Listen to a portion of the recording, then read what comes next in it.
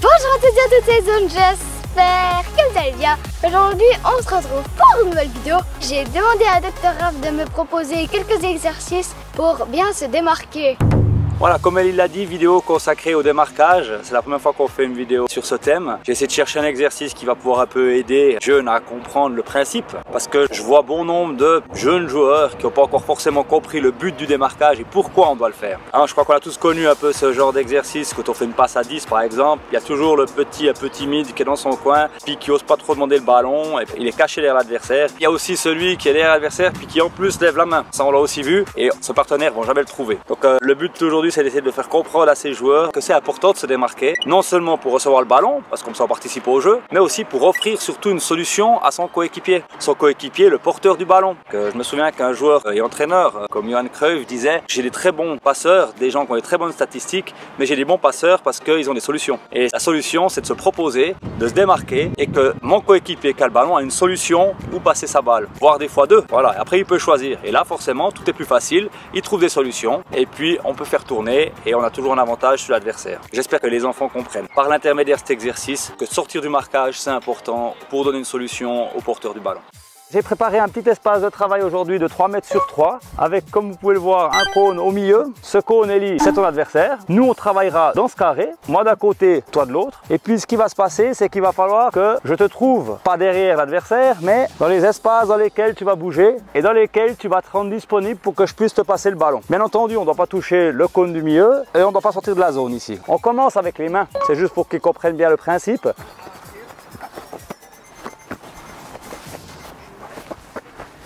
Ah non, attention. Attention Ellie, c'est bien, tu vas sur ta gauche, ta droite, c'est une chose. Mais si vraiment on est à cette distance de l'adversaire, là il y a 1 mètre, est-ce que tu penses vraiment que du moment où je te passe la balle, l'adversaire il va tout de suite se retourner et puis il sera sur toi? Et là tu vas être dans l'impasse, tu vas être sous stress et tu risques de perdre le ballon. Donc il ne suffit pas d'aller à gauche ou à droite de l'adversaire derrière lui, ça c'est la première chose, il faut sortir de ce marquage, ça c'est une chose. Mais il faut quand même aller à un endroit, peut-être le plus loin possible dans ce fameux carré, pour pouvoir se laisser une marge quand je reçois le ballon, d'accord?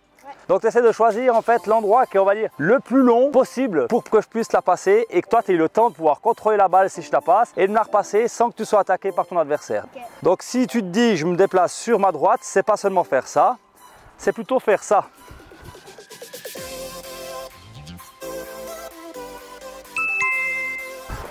Oui, bien joué.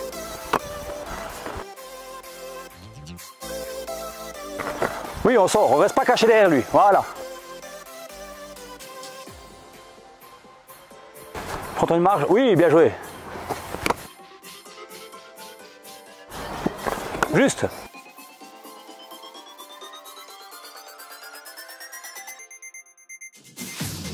Bien joué.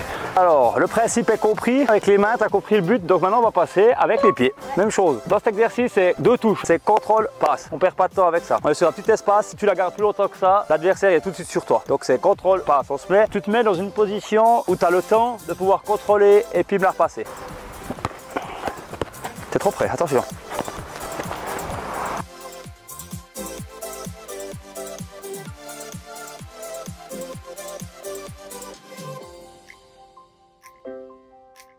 Ellie, tu tournes un peu en rond, assez proche de lui. Tu es environ à cette distance ici quand tu récupères le ballon. Tu as encore de la marge. Choisis vraiment l'endroit où tu es le plus en sécurité pour contrôler le ballon. Si c'est toi qui me la passes, que je sois ici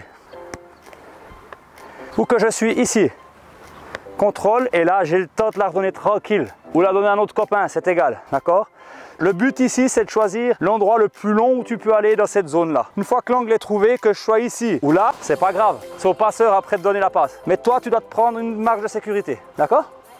Donc, tu essaies d'aller le plus loin possible dans tes choix. Pas que d'aller sur ta gauche ou ta droite, mais aller le plus loin possible ensuite. Oui, tac, tac, bien joué.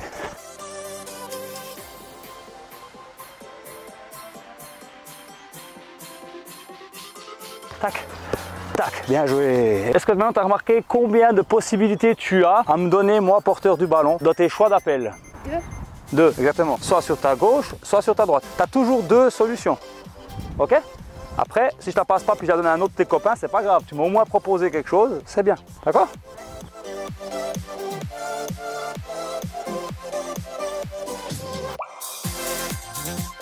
Attention, le plus loin possible.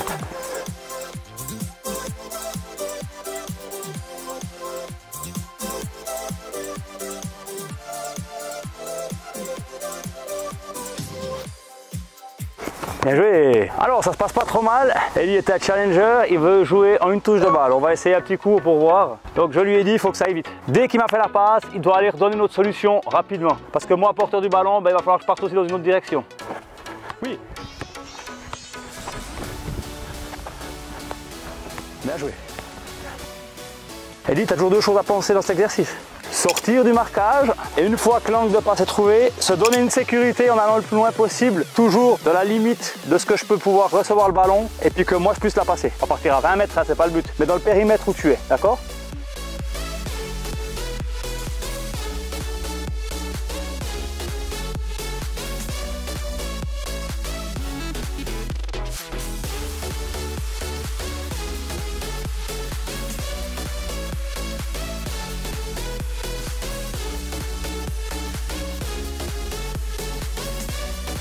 Ah, c'est bien, bravo. Ah, c'était fatigant. Ouais, fatigant, effectivement. Bien joué, Ellie. Qu'est-ce que t'as préféré, une touche ou le deux touches? Deux touches, parce Mais que l'une touche, c'était difficile à faire. Voilà, bon, c'est intéressant de le faire en une touche quand on sait le faire. Mais l'important ici, je préfère presque le deux touches. Pourquoi? Parce que ça te prouve que tu as le temps de contrôler et de la passer, d'accord? C'est ça le but, hein. C'est pour ça. On a dit il y a deux choses. La première, c'est de sortir du marquage. On fait un pas en arrière à gauche ou à droite. Et après, on recule un peu pour se donner une marge. Et ça, c'est pour justement pouvoir contrôler et passer. Parce que plus tu seras près de l'adversaire, plus tu devras jouer en une touche. Sinon, tu la perds, c'est d'accord? Ouais. Donc, je préfère cet exercice sur les deux touches, moi aussi. Pour bien vous faire comprendre le principe. C'est bien. T'as mérité une pause boisson. J'espère que vous avez aimé cette vidéo. Like et abonne-toi à ma chaîne et à mon Instagram qui est écrit juste ici. Et sur ce, ciao. Ciao. Oui, superbe. Oh non!